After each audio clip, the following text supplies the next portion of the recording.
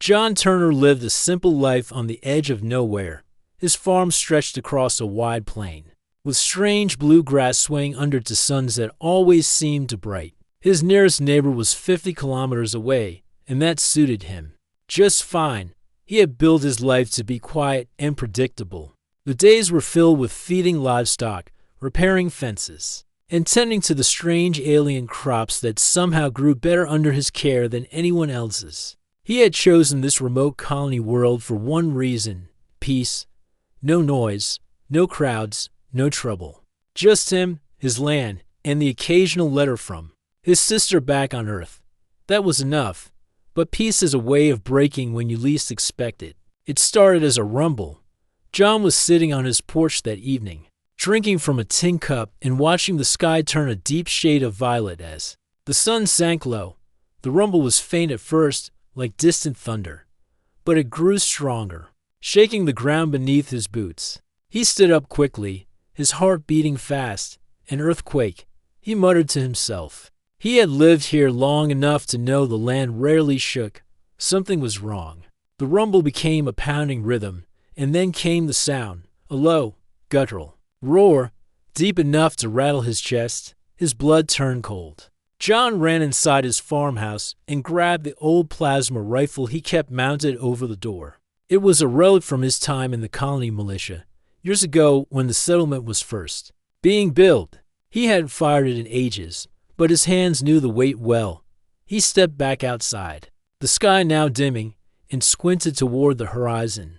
At first, all he saw were silhouettes, huge, moving shapes that made the grass ripple as they walked. His mind struggled to make sense of them. They were massive, at least 3 stories tall, with long necks, wings that folded close to their sides, and tails that swayed like whips. Their scales shimmered in the fading light, reflecting strange colors that changed as they moved. Dragons, John whispered without thinking. The word came out of his mouth before his brain could stop it. They looked like dragons from old Earth stories, but these weren't mythical creatures. They were real, and they were headed straight for his farm. His first instinct was to run, get in his old hover truck and drive until the fuel ran dry. But he didn't move. He had worked hard for this land, and no creature, no matter how big, was going to drive him away. The herd stopped at the edge of his field. There were at least a dozen of them. Some were taller than his barn, while others were smaller, maybe juveniles. He gripped his rifle tightly, though he knew it wouldn't do much if they decided to attack. Then one of them stepped forward. This one was larger than the rest, its scales a shifting mix of silver and deep blue. Its wings unfolded slightly before tucking back in, and its head lowered, almost as if it were bowing. John raised the rifle. "Stay back," he called out, his voice trembling despite his best effort to sound steady. Then something impossible happened. A voice entered his mind. It wasn't a sound, not exactly. It was a presence, calm, powerful, and oddly gentle. "Human," it said. "We seek help." John's knees nearly gave out.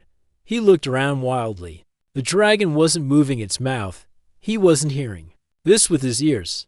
It was inside his head. He swallowed hard. What are you?" "We are Sraf's kin," the voice replied. "We are the last of our herd. We come with no harm.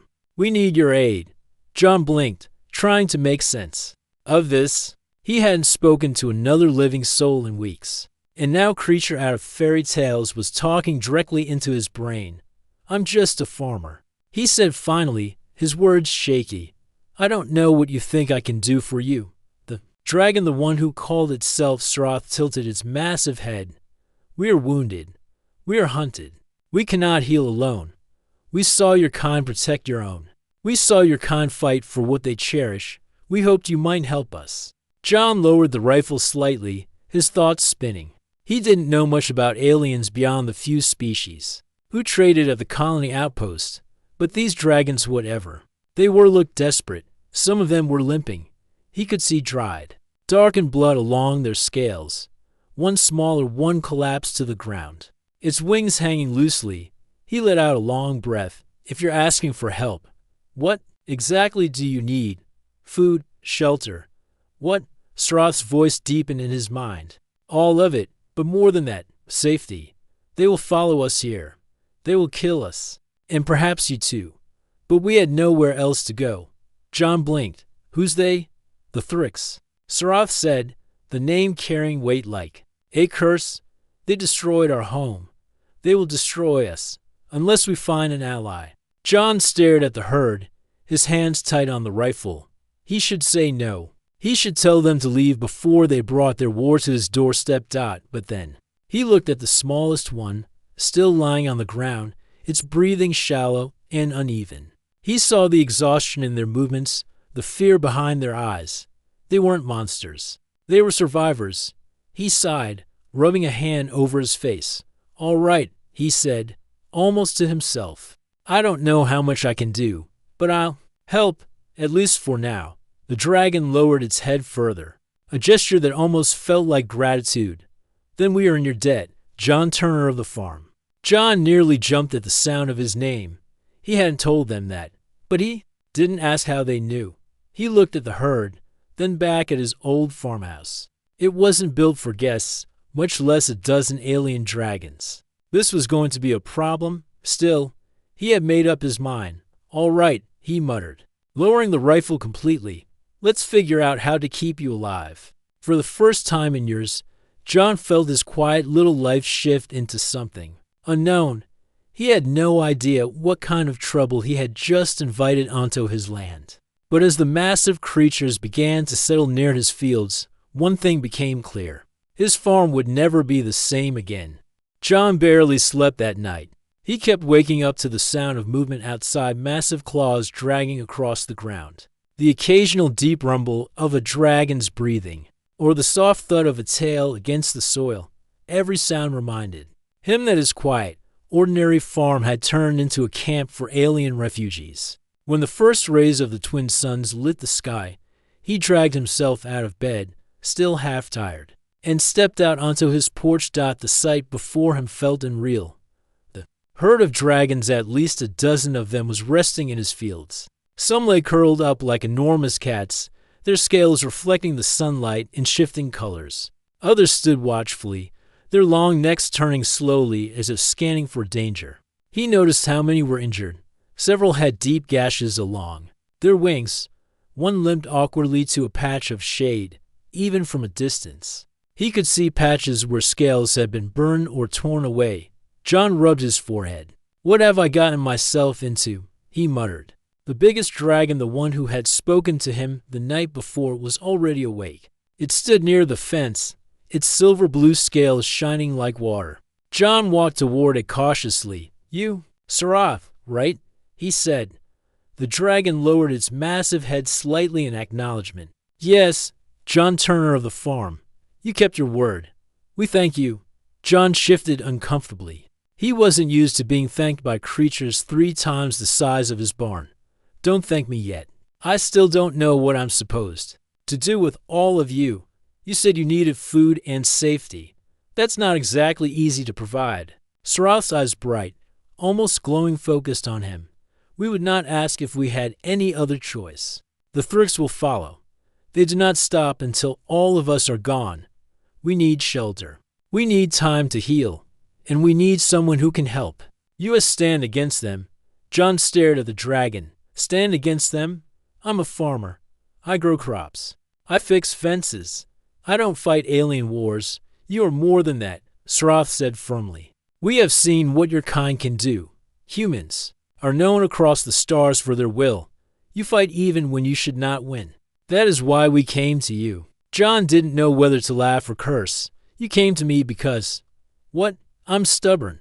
That's your plan? Sarath blinked slowly. That is part of it. John let out a long breath and rubbed the back of his neck. He wasn't a soldier anymore.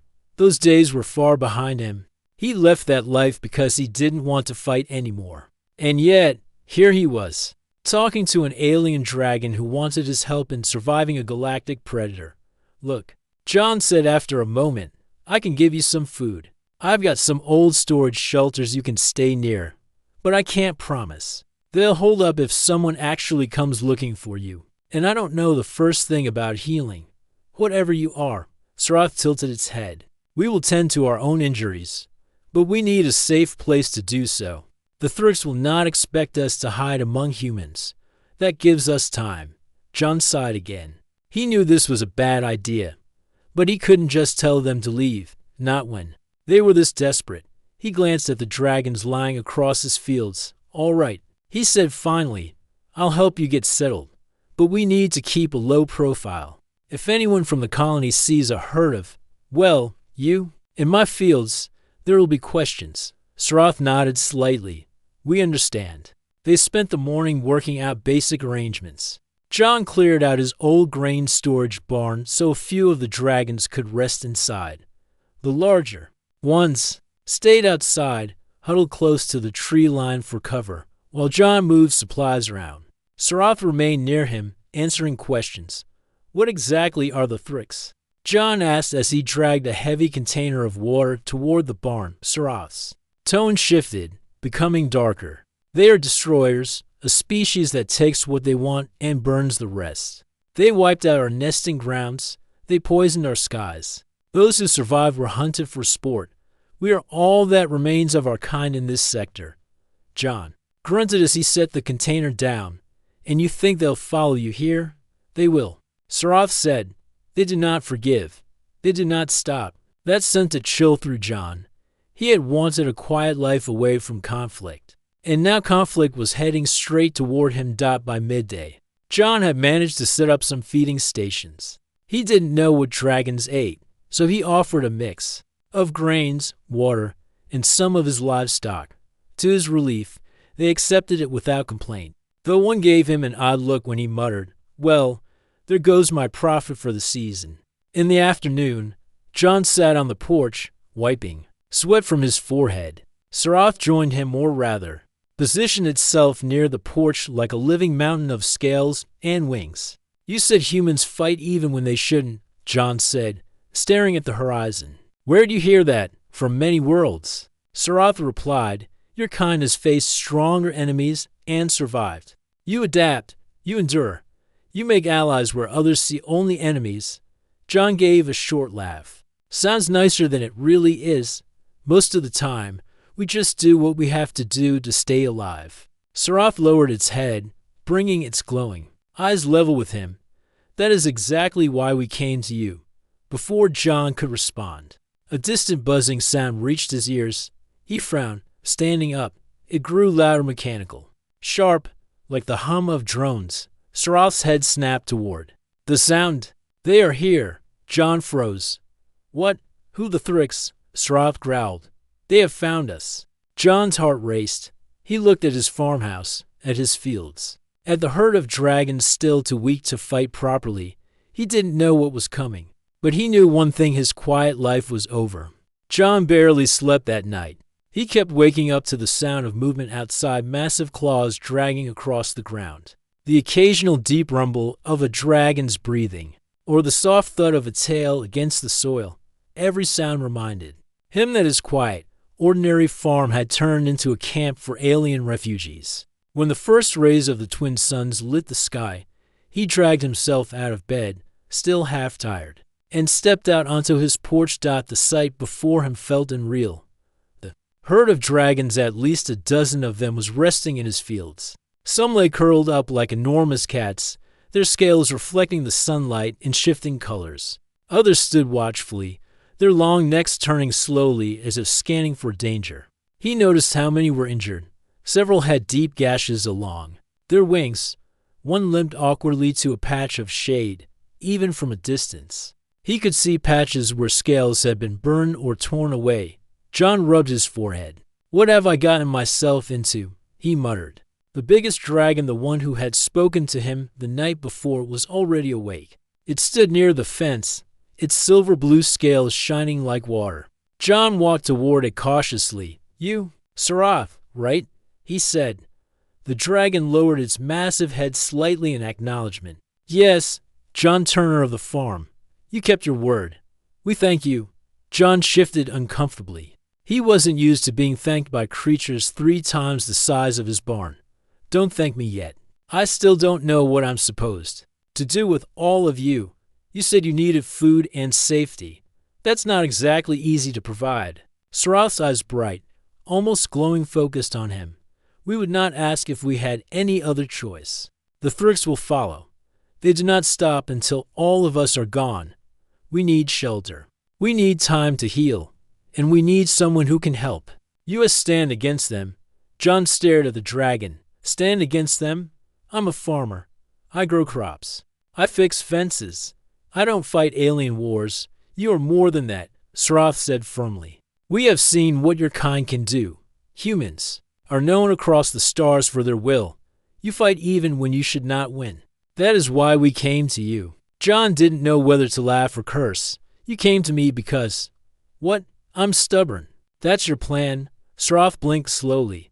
That is part of it. John let out a long breath and rubbed the back of his neck. He wasn't a soldier anymore. Those days were far behind him. He left that life because he didn't want to fight anymore. And yet, here he was, talking to an alien dragon who wanted his help in surviving a galactic predator. Look, John said after a moment, I can give you some food. I've got some old storage shelters you can stay near. But I can't promise. They'll hold up if someone actually comes looking for you. And I don't know the first thing about healing. Whatever you are, Sarath tilted its head. We will tend to our own injuries.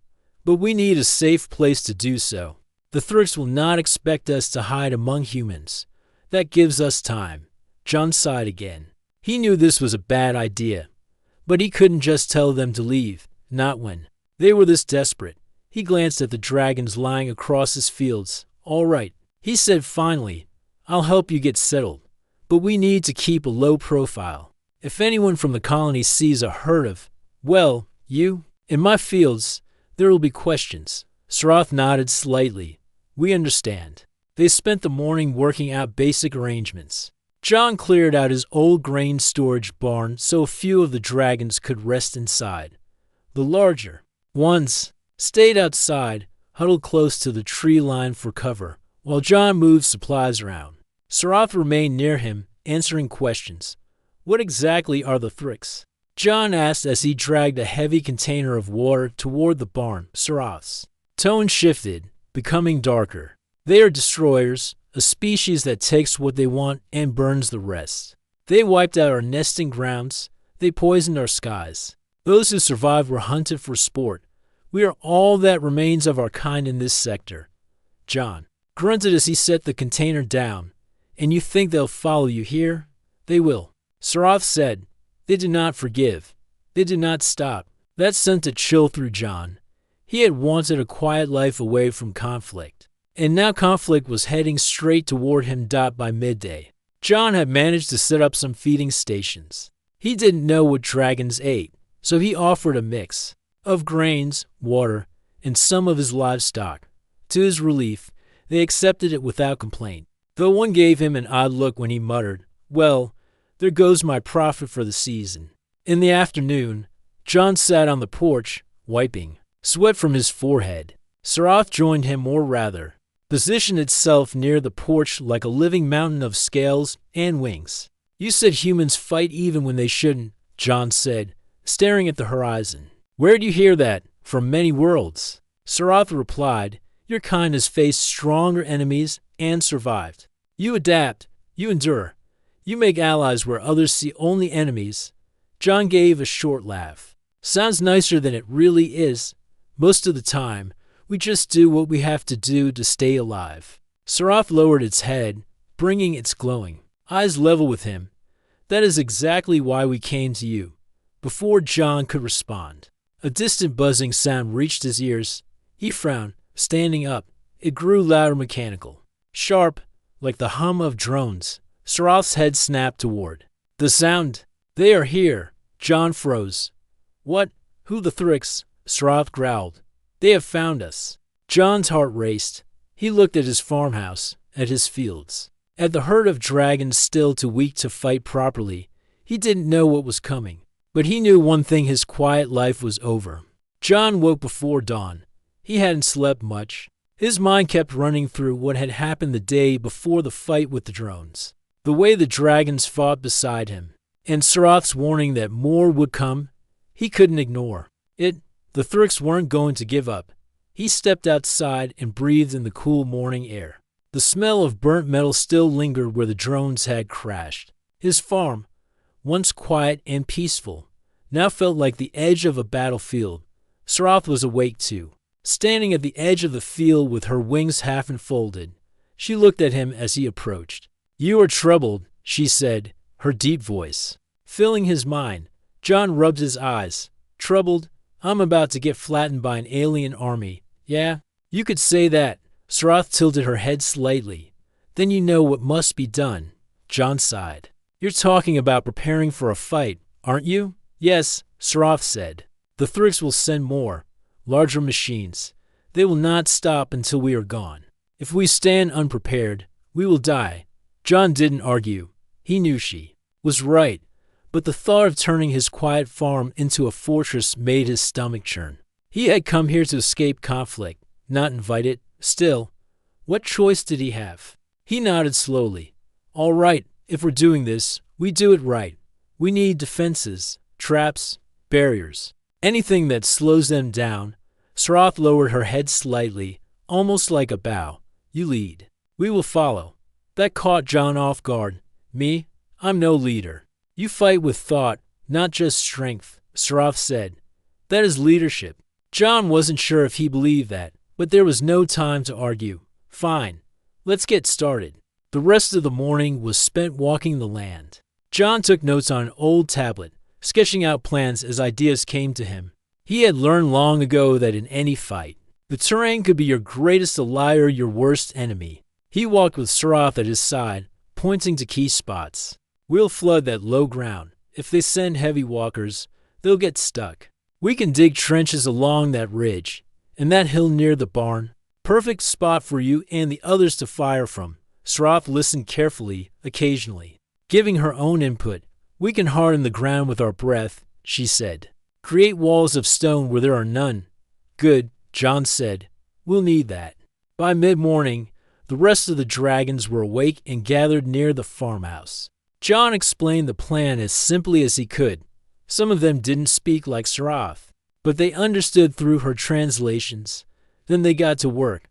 The dragons began shaping the land. Some used their claws to carve deep trenches around the property. Others used their strange fire-like breath to harden the dirt into solid walls. John worked alongside them, using his old farming tools and machines. To dig, cut, and haul materials. It was exhausting work. But John didn't complain. In the afternoon, John turned his attention to the farmhouse. If the Thrix got past their outer defenses, his home would be the last line of defense. He reinforced the windows with metal sheets and moved his tools and weapons inside. He even dug a narrow escape tunnel from the back room to the field in case they needed to retreat. Sroth watched him work. "You have done this before," she observed. John paused, wiping sweat from his forehead. "Not exactly, but I used to be in the militia. I know a thing or two about holding ground." Sroth tilted her head. "You left that life." "Yeah," John said quietly, "for a reason." "Yet you fight again." John didn't answer right away. He thought about it as he hammered a metal plate into place. Finally, he said, "Because I don't want to see you die, or me, or anyone else they decide to come after next." Sroth's eyes softened. "That is what makes humans different. You fight for more than survival. You fight for others." John didn't know how to respond, so he kept working. By evening, the farm was almost unrecognizable. Trenches surrounded the property. Barricades of hardened earth stood like walls. The dragons had dug out dens for themselves, forming natural bunkers near the tree line. But John knew it wouldn't be enough. "They'll come in bigger numbers next time," he said as he sat on the porch, catching his breath. "We need weapons, real ones. My rifle isn't going to cut it." Sroth lowered her head. "What do you need?" "Explosives. Mines. Something to even the odds. There's a human outpost nearby." "Is there not?" Sroth asked. John nodded. "About 50 kilometers west. They won't like me taking from their supply depot." Sroth's gaze hardened. "Then you do not ask. You take, if they hesitate. They die too when the Thrix come." John frowned but didn't argue. She wasn't wrong. If the Thrix reached the outpost, it would be slaughtered just like his farm. That night, John sat at his kitchen table with Sroth outside the window, her glowing eyes visible through the dark. "Why me?" he asked suddenly. "Out of all the places you could have gone, why come to my farm?" Sroth paused before answering. "We heard stories of humans who fought against impossible odds, of humans who would help even those they did not know. We thought, perhaps they are true." John stared at his calloused hands. "And what if you're wrong?" Sroth's voice was calm. "Then we die. But if we are right, we live." John looked out at the dragons resting in the fields. They were counting on him. That thought weighed heavier than any weapon he had ever carried. He stood up. "Get some rest," he said, his voice steady. "Tomorrow, we get ready for war." The farm was no longer just his home. It was a fortress, and whether he liked it or not, John Turner was preparing to fight an enemy that could wipe them all out. But deep down, he felt something he hadn't felt in years: purpose. The next morning came with a heavy silence. Even the wind seemed to hold its breath. John stood on the porch with his rifle slung across his shoulder, scanning the horizon. He had woken up before the sun rose, unable to rest. Every sound, every shadow in the distance made his nerves tighten. The dragons were restless too. They paced the edges of the farm, their wings half extended, eyes glowing faintly as they scanned the skies. Sroth stood near the tree line like a sentinel, her scales glinting in the early light. "They will come soon," she said without turning. John didn't argue. He had felt it too. The quiet wasn't natural. It was the kind of silence that comes before a storm. "How many do you think?" he asked. "More than before. Enough to test us. Enough to kill us if we are careless," Sroth replied. John tightened his grip on the rifle. "Then we make sure they don't win." By mid-morning, the wait was over. The first sign came as a low hum in the sky. John shaded his eyes and saw small dark shapes in the distance. They moved in perfect formation, sharp and deliberate. Drones. But not like the ones from before. These were bigger, heavier, built for combat. "They found us," John muttered. "They are only the first wave," Sroth said grimly. "Do not underestimate them." John ran to the barricade near the barn, taking position. He had stationed himself where he had the best line of sight to the open field. The dragons spread out, taking their defensive positions as they had practiced. "Remember," John said aloud, though mostly to himself, "we don't let them through the trenches." The hum grew louder until it became a roar. The drones descended in swarms, dozens of them, their red sensors glowing like angry eyes. As soon as they reached the edge of the farm, they opened fire. Plasma bolts tore through the air, striking the barricades and throwing dirt into the sky. John ducked, then returned fire, aiming for the sensors as Sroth had taught him. One drone dropped, its metal body smoking as it crashed into the field. The dragons roared in unison. The sound was deafening. One of the larger dragons leapt from behind a hardened wall and unleashed a blast of blazing energy, incinerating a cluster of drones in a single strike. Another swiped through the air with massive claws, tearing one apart mid-flight. But the drones didn't falter. They kept coming, moving like a swarm of angry hornets, each one firing with deadly precision. John fired again, hitting another sensor. He watched it spiral down, but he didn't have time to celebrate. A plasma bolt slammed into the barricade near his head, sending splinters of hardened dirt and metal flying. "They're pushing hard on the north side," he shouted. "I see it," Sroth growled. She spread her wings and launched herself forward, landing in the middle of the advancing drones. Her claws ripped through metal as she crushed two at once, her fiery breath burning another out of the air. But for every drone they destroyed, more came. The trenches John had dug slowed the drones, just as planned. Several got caught, sinking into the softened ground, making them easy targets for the dragons to finish. But a few managed to leap over him, pressing closer toward the barn. John gritted his teeth and fired rapidly, cutting them down before they reached the farmhouse. He glanced to his left and saw one of the younger dragons, a small green-scaled one, take a direct hit to the wing. It screamed in pain and tumbled to the ground. Sroth. John yelled, "I see her." Sroth roared, "Back!" She moved with surprising speed for her size, covering the wounded dragon with her own body while swiping down the attackers. The fight raged on. John's rifle grew hot in his hands, the plasma chamber whining as it struggled to keep up with the rapid fire. He could feel the sweat running down his back. Then came the sound he had dreaded. A deeper hum, louder. He looked up and saw a new shape descending from the clouds. Oh no. He muttered. It was bigger than the drones, twice the size, with heavier armor and twin cannons mounted on its sides. A Thrix-war drone. Sarath, John shouted. We've got a big one. She looked up, growled low, and spread her wings. Keep the others off me. Before John could react, she launched herself into the air, meeting the war drone head-on. The two collided with a deafening crash. Sarath's claws tore at its armor while the drone's cannons fired at point-blank range. John could only watch as they fought, his heart in his throat. On the ground, the remaining dragons and John fought desperately to hold the line, but the drones were relentless. One broke through and charged toward the farmhouse. John swung his rifle, but realized he wouldn't get a shot in time. He grabbed a nearby farming Tula heavy wrench and threw it as hard as he could. It struck the drone's sensor, knocking it off course long enough for another dragon to pounce and crush it. He let out a breath he didn't know he had been holding. Above, Sarath finally gained the upper hand. With a powerful roar, she drove the war drone into the ground, smashing it into pieces. The impact shook the farm, sending up a cloud of dust. For a moment, everything went still. Then John realized the drones were retreating.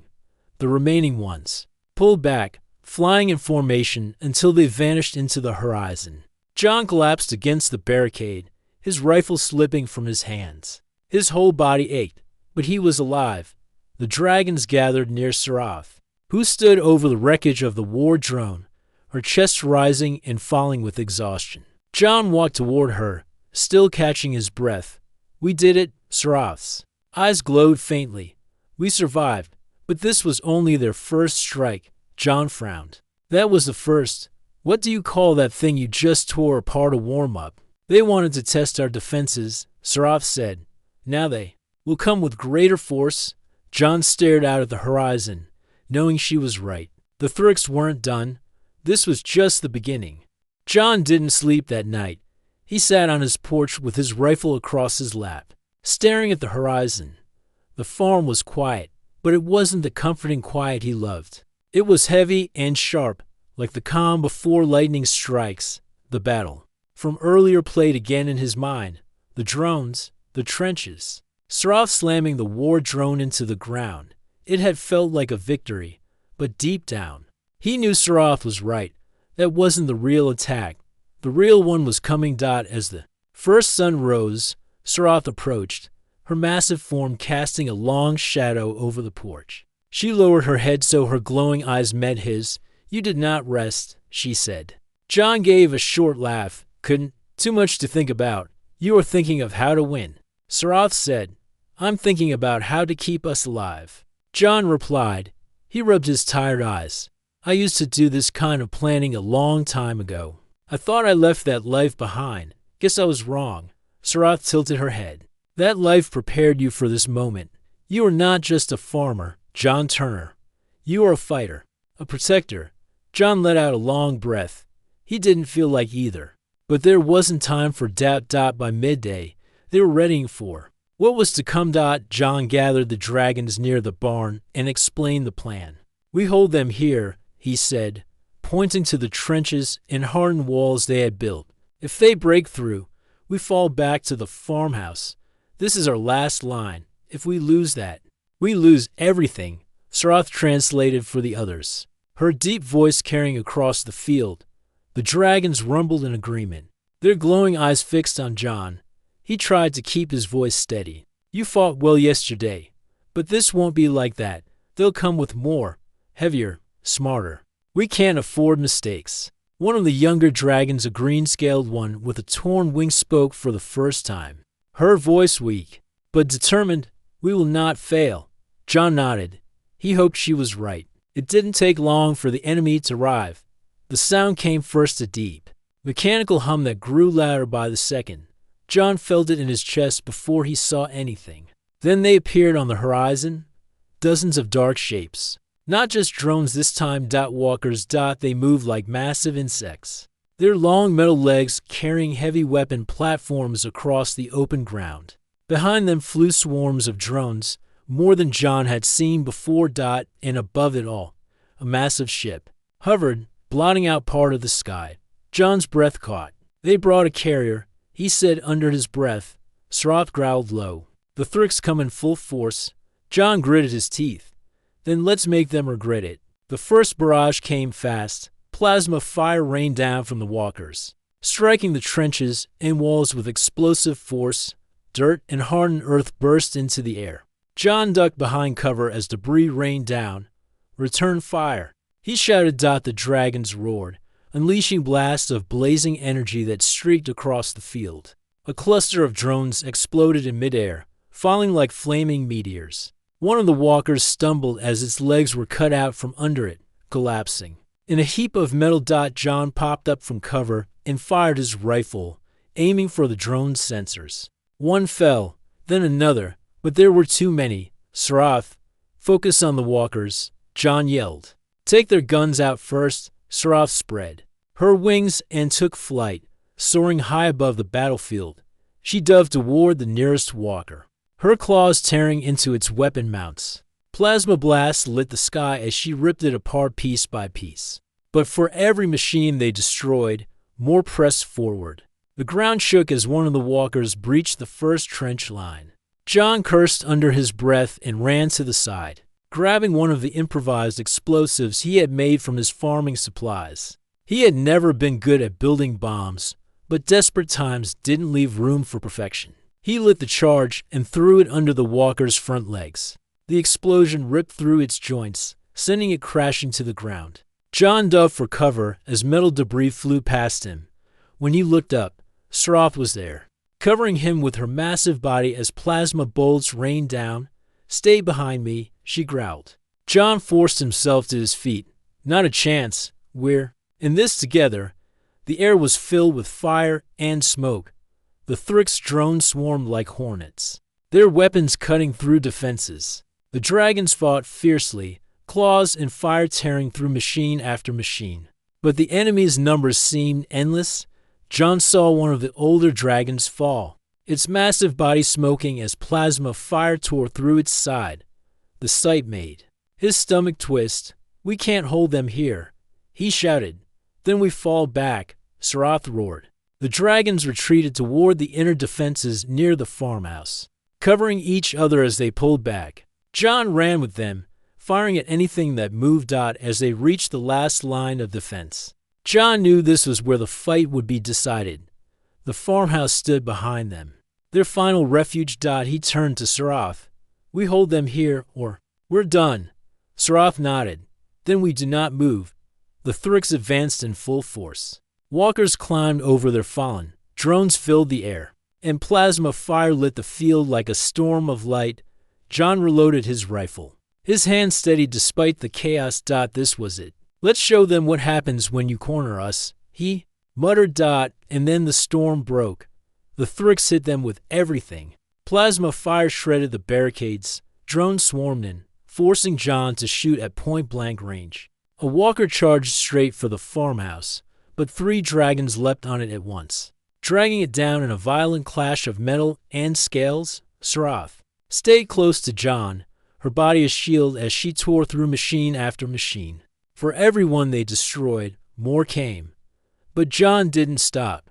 He fired until his rifle overheated. He threw explosives until his arms ached. He fought like a man who had nothing left to lose.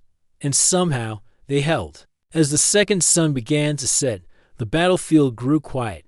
The Thrix were retreating. The walkers limped back toward the horizon. The surviving drones followed, disappearing. Into the distance, John sank to his knees, breathing hard. He could barely feel his arms.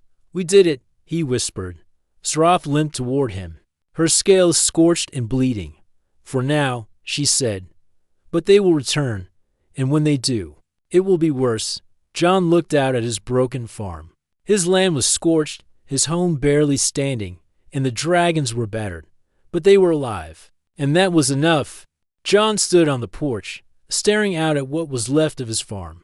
The once green fields were blackened and torn, trenches filled with broken metal and ash. The farmhouse walls were scorched, windows shattered.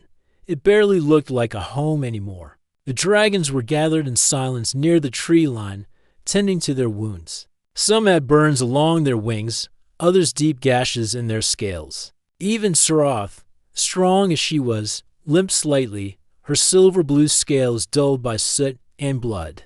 The Thrix had been pushed back, but everyone knew it was only temporary. They would come again. Sarath said as she approached, her deep voice heavy with exhaustion. John didn't look at her. He kept his eyes on the horizon. Yeah, he said quietly, and next time, they won't just be testing us. Sarath nodded. They will come with their full strength. They will not leave until everything here is gone. John gripped the railing of the porch so tightly his knuckles turned white. Then we don't give them a next time. Sarath tilted her head. What do you mean? John finally turned to face her. His eyes were hard, resolved. If they're going to come in full force, we can't just sit here and wait for them to crush us. We take the fight to them. We end this before they have the chance. Sarath blinked slowly. You propose attacking them? John nodded. They're operating out of that carrier. It's their base. Take that out, and maybe, just maybe, we stop this. The dragon was silent for a long moment. It is dangerous, likely fatal. John gave a humorless laugh, so was waiting here for them to finish the job. That afternoon, John gathered the surviving dragons. Sarath translated his words for those who could not fully understand. We can't survive another wave, John said plainly. If we stay here, we die. If we run, they follow. There's only one option left. We go after their carrier. We destroy it before they can bring in reinforcements. There was a long pause. The dragons rumbled among themselves, uneasy. Finally, Sarath spoke. If we strike their carrier, we strike at the heart of their force. It is the only way to end this. The smaller green-scaled dragon, her wings still bandaged, stepped forward. Then we fight. She said softly, for our people, for our home. The others roared in agreement. John felt a strange surge of pride. They weren't just survivors anymore.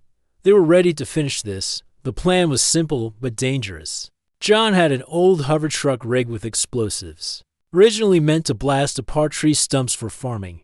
With some adjustments, it could take out the carrier's core, but someone had to drive it inside.